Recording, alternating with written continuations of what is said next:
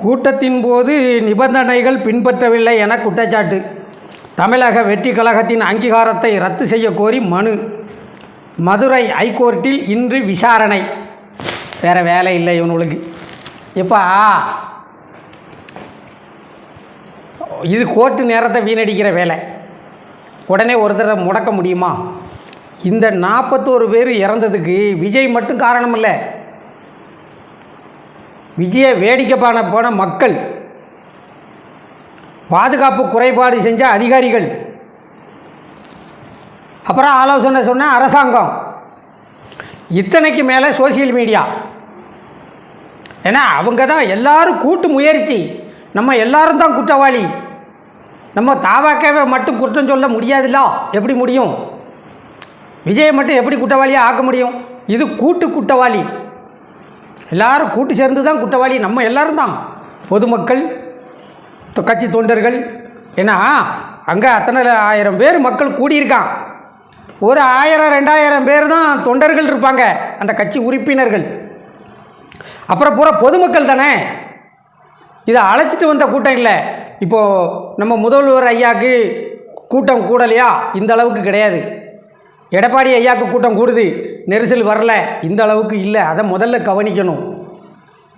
அவங்கெல்லாம் கட்சி தொண்டர்கள், கட்சி சார்ந்தவர்கள், பொதுமக்கள் இல்லை.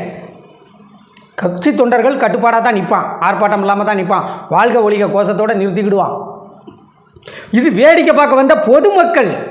இவங்க என்ன பாவம் செஞ்சாங்க? உங்களுக்கு பொதுமக்கள் தான். இந்த பொதுமக்களை யார் களத்தில் இறக்கணும் அப்படின்னா சோசியல் மீடியா.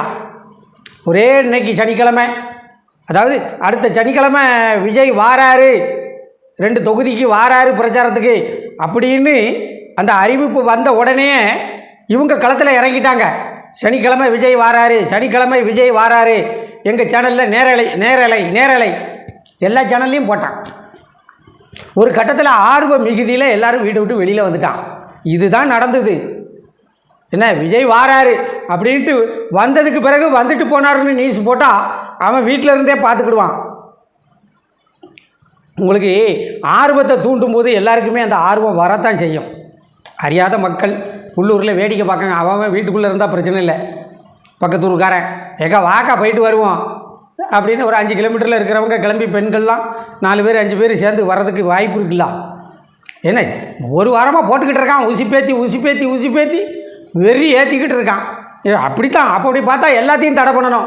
மொத்தமாக ஓச்சி கட்டிட்டு இராணுவ ஆட்சி தான் கொண்டு வரணும். என்ன, உங்களுக்கு அவரை அந்த கட்சியை தடை பண்ணுறதுனால என்ன நடந்துட போகுது? இன்னொருத்தன் வருவான், அவன் கட்சி ஆரம்பிப்பான். இதுதான் நடக்கும். மக்கள்கிட்ட விழிப்புணர்வை ஏற்படுத்தணும். எல்லா கட்சியிலையும் அதுக்கு தான் இந்த தொண்டர் படையின்லாம் வச்சுருப்பாங்க. தொண்டர் அணி, தொண்டர் படை, இளைஞர் அணி, இந்த மாதிரி ஒவ்வொரு அடுக்கடுக்கான ஒரு கட்டமைப்பை விஜய் உருவாக்கலை. அது அவர் தவறு தான். அவர் கட்சி ஆரம்பித்து 4 என்னாச்சு?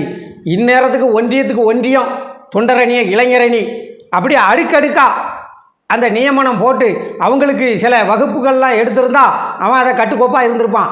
ஒரு 1000 தொண்டர்கள் இருக்க மாட்டாங்களா? அந்த துண்டு போட்டவன் பூரா அந்த தொண்டர்கள் தானே. அவன் பூரா அந்த மக்களை ஒழுங்குபடுத்தியிருக்கலாம். காவல்துறை எதுக்கிடே? காவல்துறை எதுக்கு? காவல்துறை தேவையே கிடையாது. கட்சி தொண்டர்கள் வழி நடத்த முடியும். என்ன, எடப்பாடி ஐயா, ஸ்டாலின் இவங்க பொதுக்கூட்டத்திலலாம் பிரச்சனை வராது. அது அமைதியாக தான் போகும். தொண்டர்கள் ஆர்ப்பரிக்க மாட்டாங்க.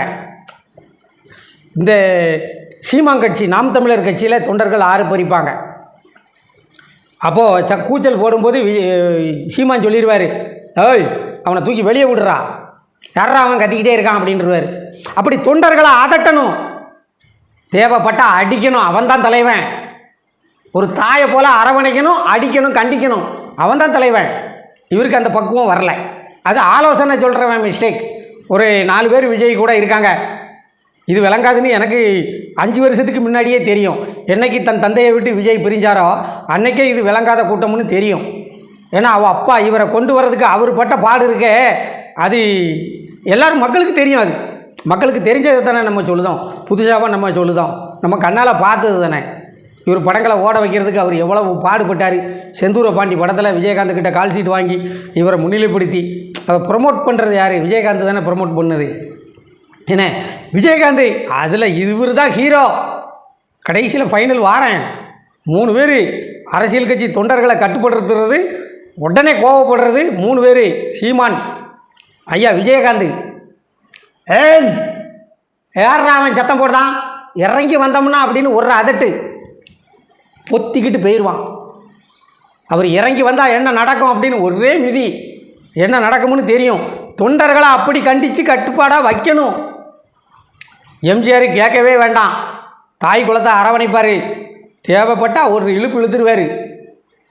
என்ன அது ரொம்ப இவங்கெல்லாம் ஒரு கட்டுப்பாடோடு இருக்கணும், ஒரு கட்டுப்பாடு இருக்கணும் அப்படின்னு நினைக்கிறவங்க. ஆனால் விஜய்கிட்ட அது துரதிர்ஷ்டவசமாக இல்லை.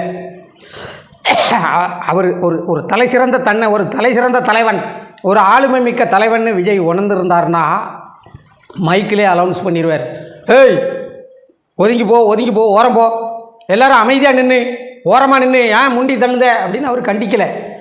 ஏன்னா அவர் தன்னை இன்னும் ஒரு தலை சிறந்த தலைவராக, ஆளுமை மிக்க தலைவராக அவர் உணரலை. அவர் ஆளுமையை எங்கே போய் நிப்பாட்ட முடியும்? எந்த மாவட்ட செயலாளர்கிட்ட நீக்கி சேர்த்து புதுசாக இது பண்ண முடியும்? ஒன்றும் இல்லை.